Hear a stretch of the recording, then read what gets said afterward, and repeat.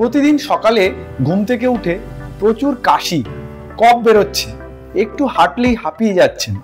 এটা কি শুধু ঠান্ডা লেগেছে নাকি সিওপিডি? আজ আমরা এটা নিয়েই আলোচনা করব। আমি ডাক্তার সুদীপ বণিক চৌধুরী, ইন্টারনাল মেডিসিন বিশেষজ্ঞ। এই ভিডিওতে সহজ ভাষায় বলবো সিওপিডি কি, এর পরীক্ষা কি হয়, ইনহেলার কেমন করে ধরবেন, ধূমপান ছাড়ার কার্যকর প্ল্যান, আর ঘরেই কি করলে শ্বাস ভালো থাকবে। শেষে পাবেন 30 সেকেন্ডের অ্যাকশন প্ল্যান। চলুন শুরু করি। সবার প্রথমে চলুন জানি রোগটা আসলে কি। সিওপিডির full form chronic obstructive pulmonary disease. তার মানে হলো ফুসফুসের যে শ্বাসনালী আছে তার দীর্ঘদিনের প্রদাহ হয় এবং সংকুচিত হয়ে যায়। এর ফলে বাতাস ঢোকা এবং বেরোনোতে বাধাপ্রাপ্ত হয়। এর লক্ষণগুলি কাশি, কফ, শ্বাসকষ্ট, হুইজিং, সাধারণত সিগারেট, বিড়ি, হুক্কা, রান্নার ধোঁয়া, শিল্প কারখানার ধুলো ধোয়া, এগুলোই এর প্রধান কারণ। কারা বেশি ঝুঁকিতে থাকেন?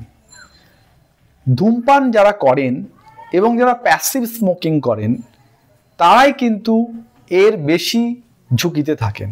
এছাড়াও রান্নাঘরের ধোঁয়া, চুলা, কাঠকয়লা, ভিড়ের শহরের পলিউশন, বিভিন্ন পেশায় যারা আছেন যেমন মাইনিং, কনস্ট্রাকশন, গার্মেন্টসের ডাস্ট, অ্যাজমা বা বারবার শ্বাসনালীর সংক্রমণের ইতিহাস যাদের রয়েছে, যাদের বয়স 40 বছরের বেশি, তারা কিন্তু এই ধরনের রোগের ঝুঁকি বেশি হয়। তাহলে আমাদের কি করতে হবে? ধোঁয়া কম, শ্বাস ভালো, এটাই হবে আমাদের জীবনের শপথ। এই রোগের প্রধান লক্ষণ কখন সন্দেহ করবেন? সকালবেলায় যদি কাশি ও ঘন ঘন কফ ওঠে এবং এটা যদি 3 মাসেরও বেশি থাকে, 2 বছর ধরে যদি এরকম হয়, তাহলে কিন্তু আপনি সতর্ক হবেন।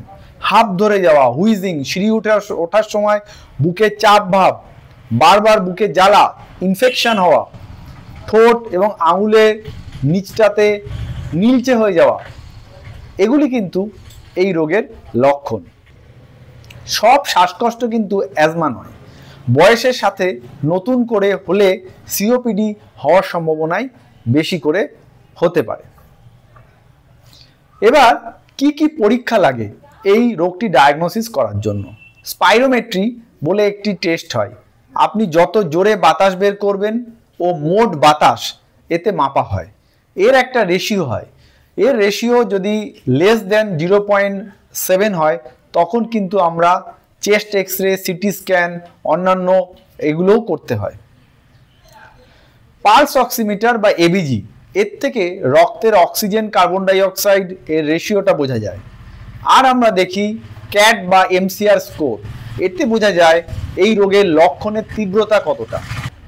এই রোগের যে স্টেজিং বা ডিফারেন্ট স্টেজ যেগুলো হয় সেগুলো আমরা গোল্ড মেথড আছে তার মাধ্যমে আমরা এগুলো নির্ণয় করি। স্পাইরোমেট্রিতে FEV1 যত কম, স্টেজ তত বেশি। সহজে মনে রাখুন। যদি অল্প হয় দৈনন্দিন কাজে সামান্য কষ্ট হবে, যদি মাঝারি হয় হাঁটা চলায় বেশি কষ্ট হবে, এবং যখন খুব বাড়াবাড়ি হয় তখন হচ্ছে প্রায় থেমে যেতে হয়।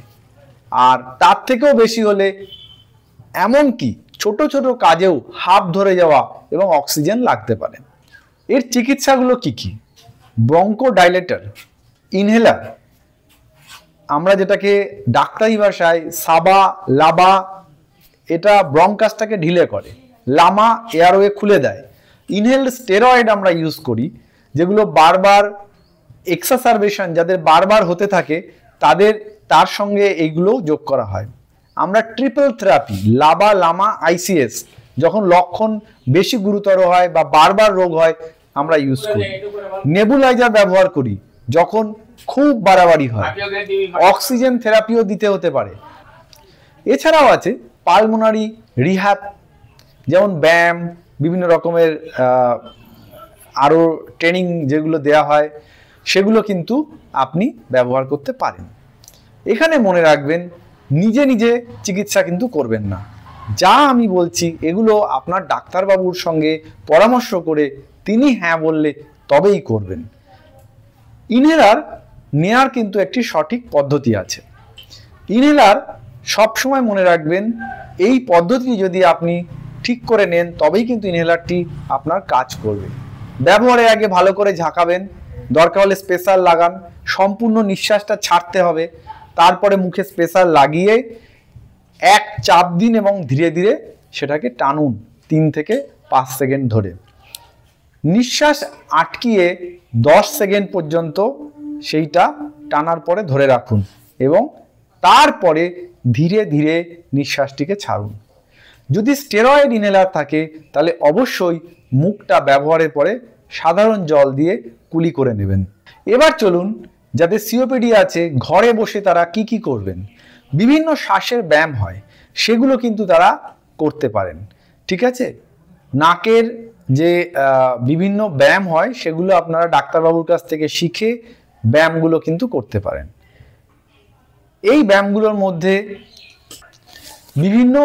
বিভিন্ন রকম শ্বাসের ব্যায়াম হয়, যেমন পার স্লিপ, নাক দিয়ে টানুন 2 সেকেন্ড, ঠোঁট দিয়ে শুয়ের মতন ছোট করে 4 সেকেন্ড ধরে ধীরে ধীরে শ্বাসটাকে ছাড়ুন।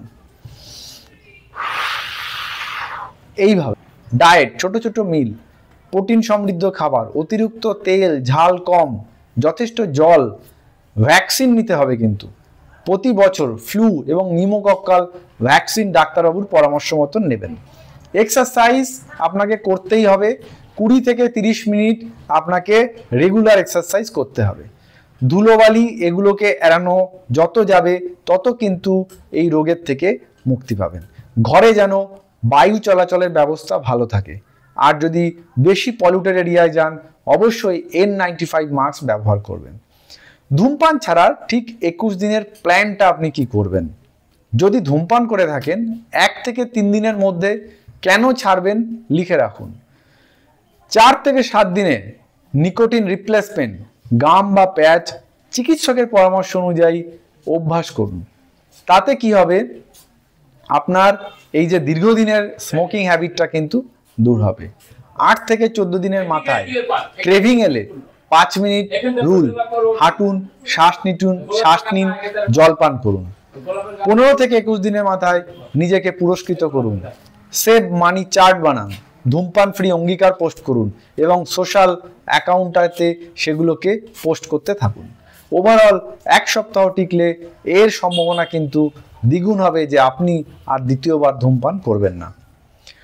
তখন তৎক্ষণাৎ হাসপাতালে যাবেন।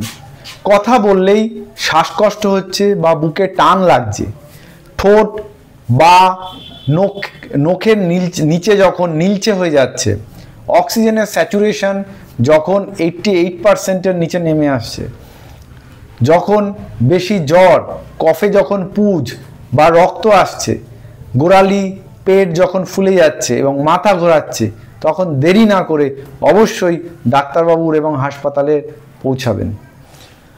এইবার জানবো আমরা মিথ বনাম সত্যি। অনেকেই ভাবেন নেবুলাইজার নিলেই ক্যান্সার বা এটা একটা আসক্তি হতে পারে। সত্যিটা হলো সঠিক ওষুধে নিরাপদ চিকিৎসা নির্ধারণ করে। শুধু কাশি কিছুই না, বারবার কাশি সিওপিডির সতর্ক সংকেত। মিথ হচ্ছে ইনহেলার মানেই আমি দুর্বল হয়ে গেছি। আসল সত্যিটা হলো ইনহেলার ঠিকমতো নিলে জীবন মান অনেক বেড়ে যায়। এবার চলুন 30 সেকেন্ডের অ্যাকশন প্ল্যান। ধূমপান বা ধোঁয়া আজই স্টপ করুন। কি করব আমরা? 2 নম্বর, স্পাইরোমেট্রি টেস্টের জন্য অ্যাপয়েন্টমেন্ট নিন। 3 নম্বর, ইনহেলার টেকনিক সঠিকভাবে শিখুন, ভুল হলে লাভ কম হয়। 4 নম্বর, প্রতিদিন 20 মিনিট হাঁটুন এবং শ্বাসের ব্যায়াম করুন। এবং 5 নম্বর, ভ্যাকসিন নিন, যেই ভ্যাকসিনটি আপনার দরকার।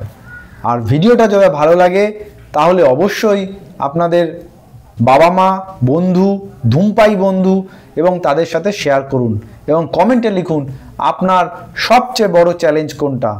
ভালো লাগলে অবশ্যই আমাদের চ্যানেল সাবস্ক্রাইব করবেন।